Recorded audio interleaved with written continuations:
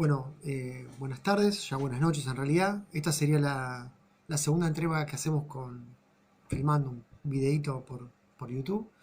Es para la materia Historia Social General, para los chicos de primer año del terciario. Eh, Mejoró mucho la entrega de los trabajos con respecto a lo que veníamos haciendo. Yo la vez pasada nombré algunos que habían entregado. Creo que han entregado casi todos, o faltarán muy pocas personas a entregar, así que han entregado el primero por lo menos, a algunos les falta el segundo trabajo.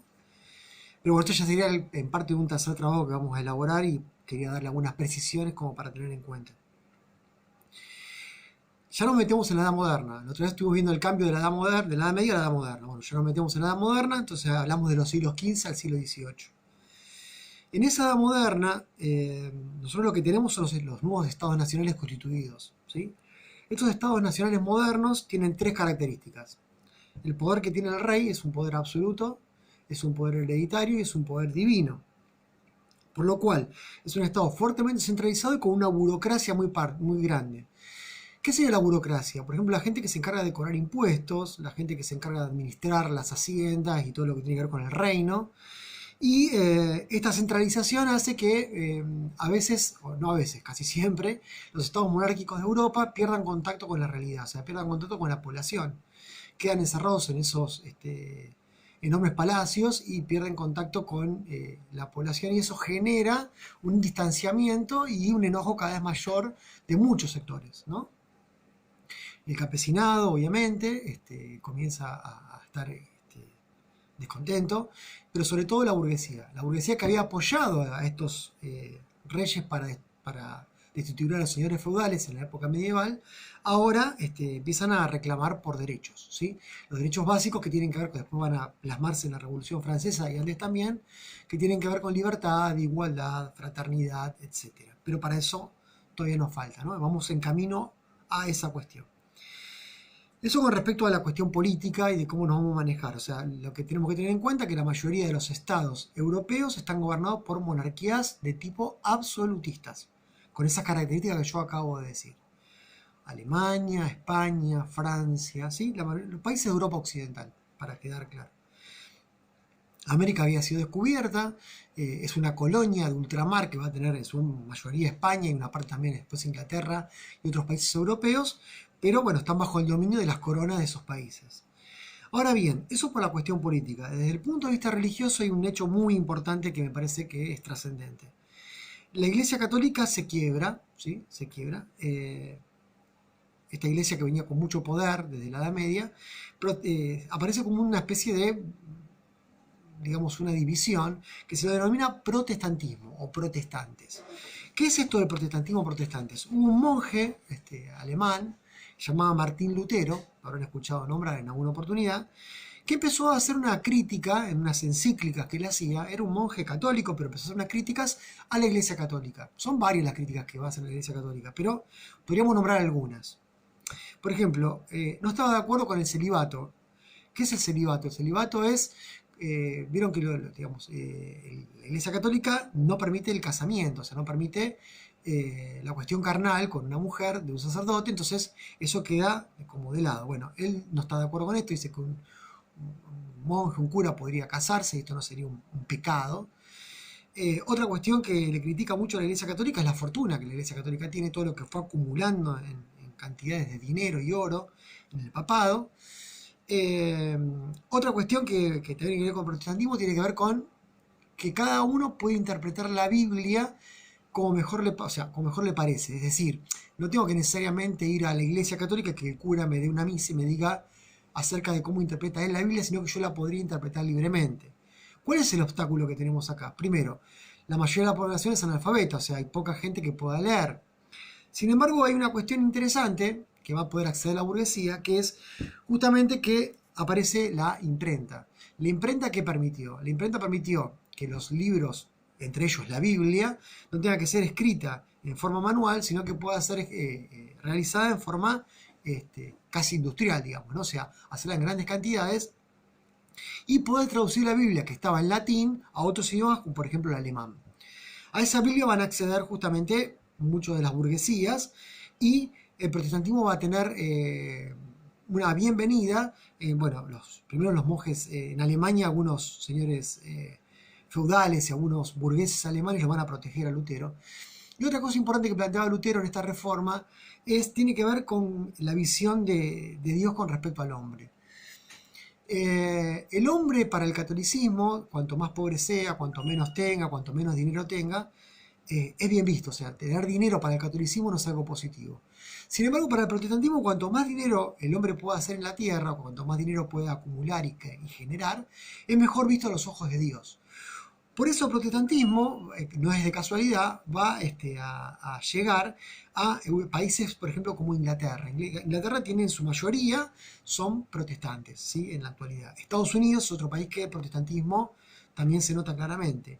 Y no sabemos si es casualidad o no, hay un autor que dice que no es casualidad, que se llama el libro La Reforma Protestante y el Espíritu del Capitalismo, que lo que busca el autor es, o que lo que dice el autor es, hay una relación entre el protestantismo como religión y la acumulación de capitales, ¿no? O sea, el comienzo del capitalismo como actividad económica de acaparación de dinero, y esto, digamos, está bien visto a los ojos de Dios por el protestantismo, por lo tanto, es concebido de esa manera. Ahora bien, la burguesía se va a ir pidiendo cada vez más derechos, y el primer país donde se va a notar que va a pedir muchos derechos es en Inglaterra. En Inglaterra hay una revolución muy tempranamente, una revolución burguesa, es una revolución de los sectores comerciales, que se van a enfrentar al absolutismo del rey inglés. Y se va a llamar la Revolución Gloriosa. Entre 1640 y 1680 aproximadamente, la revolución va a lograr que la burguesía tome un poder que antes no tenía. Ahora, las revoluciones, uno piensa en revolución y piensa en sangre, mucha cantidad de sangre. Sin embargo, en Inglaterra se logró que los Whig y los Tory, estamos hablando de, digamos, la burguesía y los señores feudales o la monarquía o la nobleza, de alguna manera los Whig y los Tory llegan a un arreglo. ¿Para qué ese arreglo? Llegan al arreglo que es el siguiente: para que no haya un derramamiento de sangre, digamos, lo que logra la burguesía es participar en el Parlamento. Está la Cámara de los Lores en Inglaterra, y al participar en el Parlamento pueden hacer leyes, y esas leyes los benefician a ellos. Entonces hablamos de una monarquía constitucional, o una monarquía donde la Cámara de los Lores y las cámaras representativas, el poder legislativo, no permite que el poder del rey sea absoluto. Es decir, es una monarquía que de alguna manera tiene en cuenta lo que la burguesía opina, ¿no? Entonces el gran cambio. Esto no va a ser siempre así tan sencillo y no con violencia. La Revolución Francesa, por ejemplo, va a ser ultra violenta. Por ejemplo, en la Revolución Francesa va a haber un derramamiento de sangre mucho más grande, y la burguesía y la monarquía no se van a poner de acuerdo con tanta facilidad. Ahora bien, siguiendo un poco para adelante, el tema que yo quería hoy centralizar un poquito más es dar alguna característica, por lo menos, de lo que vamos a llamar la revolución industrial. El mundo, a partir de la revolución industrial, pega un giro total. Hay dos cambios importantes que se llaman la doble revolución. Una es la revolución industrial, desde el punto de vista económico, y otra es la revolución francesa, desde el punto de vista político. La revolución industrial se va a dar por primera vez en Inglaterra. Inglaterra lo que va a hacer es empezar a producir manufacturas, es decir, bienes que tienen intervención de una máquina para poder producirlos. ¿Qué cambios genera esto? Millones de cambios, es imposible denominarlos todos, vamos a ir viendo algunos. Yo después les voy a dejar anotados algunos cambios concretos, pero por ejemplo, antiguamente se producía en forma artesanal, es decir, yo producía un bien, por ejemplo, un reloj acá, está roto pero el reloj al fin. Un reloj lo podía producir en forma artesanal, es decir, yo este reloj lo hacía yo solo como individuo de forma artesanal en un taller artesanal. Ahora bien, ¿qué es lo que va a pasar con la revolución industrial? Este reloj ya no lo va a producir más una sola persona o un solo individuo, sino que varios individuos en una fábrica van a empezar a producir piezas de este reloj, y después va a quedar totalmente ensamblado. Entonces, ¿qué va a pasar? La gente que vivía en el campo se va a empezar a trasladar del campo hacia la ciudad. ¿Por qué se trasladan? Porque en las ciudades aparecen las fábricas. Entonces, las fábricas son las que van a generar puestos de trabajo. Van a tener que dejar sus herramientas de producción artesanal para utilizar las máquinas que se van dando en los distintas industrias que se van a dar en las ciudades más importantes de Inglaterra, ¿no? Londres, Liverpool, Manchester, etcétera, van a ser ciudades centrales con respecto a esto. Entonces, primero que tenemos una migración grande del campo hacia la ciudad. Acuérdense que nosotros venimos de una vida totalmente agrícola en la Edad Media y parte de la modernidad. Esto empieza a cambiar y la vida es cada vez más ciudadana. Es por esto que estamos hablando de que las ciudades se convierten en un lugar donde las fábricas funcionan y donde los trabajadores comienzan a sentarse a los alrededores. Ahora, ¿qué pasa? Londres, hay como dos Londres. Una Londres que tiene que ver con... estoy retando a mi hija con el tema del celular, perdón. El tema de Londres que tiene que ver con una Londres pujante, donde hay barcos, donde hay toda una cuestión en el centro de Londres. Pero si yo me alejo unas 20 cuadras de Londres, aparece todo lo que es la periferia, los barrios más pobres, más carenciados, donde vivían los obreros. Hay cosas llamativas, por ejemplo, los obreros para ir a trabajar a la fábrica sonaban un silbato a la mañana que decía que tenían que entrar a trabajar. Pues un silbato para cortar al mediodía, un silbato para, ¿no? Volver a cortar la actividad y después, bueno, el silbato para retirarse. Entonces, si ustedes podríamos hacer una asociación con respecto a esto, podríamos decir que la escuela también tiene timbres.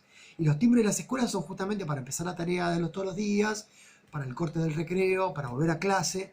O sea, lo que hacemos es acostumbrar al chico, digamos, de alguna forma, a lo que es el trabajo industrial. O sea, más que nada lo que sería el comportamiento que tengo que tener, o la rigidez que tengo que tener, para hacer un trabajo industrial. Se marcaba tarjeta, ¿no? Con un horario. El reloj para tener una función fundamental. Por ejemplo, ya mis tiempos no son tiempos biológicos, sino son tiempos de reloj. Yo, por ejemplo, mis tiempos biológicos podrían ser que eran en el campo. Yo me levantaba cuando salía el sol, me acostaba cuando el sol caía. Esto era un tiempo totalmente biológico. En cambio, el tiempo ahora en la Revolución Industrial es un tiempo medido. Hay un reloj que me dice, a tal hora, ¿sí?, va a pasar el ferrocarril. A tal hora es la hora de comer, a las 12. A tal hora es la hora. Entonces, mi tiempo biológico se cambia por un tiempo totalmente mecánico. Hay un autor que se llama Mumford, que habla sobre ese tema del tiempo mecánico y del tiempo biológico, que es interesante que lo puedan llegar a ver. Así podemos seguir haciendo una serie de cambios. Cómo se pierde el trabajo artesanal y se pasa a un trabajo fabril. ¿Qué pasó con los obreros? Para los obreros la revolución industrial va a ser un fenómeno, bueno, algunos le dan un correlato positivo, otros le dan un correlato negativo, pero claramente las máquinas lo que van a hacer es producir más en menor cantidad de tiempo. Y para eso van a necesitar menos cantidad de mano de obra, por lo cual mucha gente va a quedar desocupada. Entonces, si lo vemos desde el punto de vista del obrero, digamos, la revolución industrial no genera ningún beneficio. Ahora, si lo vemos desde el punto de la burguesía, que es la que monta estas fábricas, obviamente que estamos hablando de otra perspectiva en la cual esto es un gran beneficio y les va a dar un gran caudal de dinero. O sea, todo el dinero ganado en las cruzadas, ¿no?, con el comercio en las cruzadas, el dinero ganado con el descubrimiento de América y toda la plata y el oro de América, eso va a ser reinvertido en máquinas. Y esas máquinas van a producir más en menos tiempo, tal vez no sea la misma calidad, pero esto va a generar una mayor cantidad de productos que hay que venderlos. Esas manufacturas hay que venderlas. Yo, por último, quería, si me muestra acá la cámara, para no explayar mucho más, quería hacer una representación chiquitita. Hay un autor que van a ver ustedes, se llama Hobsbawm, que habla sobre la revolución industrial, y hace un dibujo de una garrafa. Yo dibujo muy mal. Él dibuja una garrafa y un fuego y un cerillo, ¿no?, un fósforo que la prende. Esto que está dentro, que está el combustible de la garrafa, es el mercado interno inglés. Es decir, la gente que está en condiciones de comprar productos ingleses. El fuego va a ser la producción industrial, es decir, lo que produce Inglaterra para venderla al mundo. Y lo que enciende la llama es la demanda, tiene que haber una demanda, tiene que haber gente que compre. La demanda de productos manufacturados, ¿sí?, esos productos que se quieren vender. Entonces, estos tres elementos van a ser necesarios para que la revolución industrial tenga sentido. Y se va a dar única y primeramente en Inglaterra. En la segunda etapa se van a sumar más países, pero ya esto es otro cantar. No los aburro más, los dejo por hoy. Espero los comentarios acerca del video, espero que les sirva la explicación. Si no me dicen, que les haya gustado y que, bueno, que esto redunde en una mejor llevadero de lo que es llevar, la materia, ¿no? Así que, bueno, espero los comentarios. Les voy a mandar una premisa para hacer una actividad y junto con el video. Gracias, buenas noches y nos estamos viendo.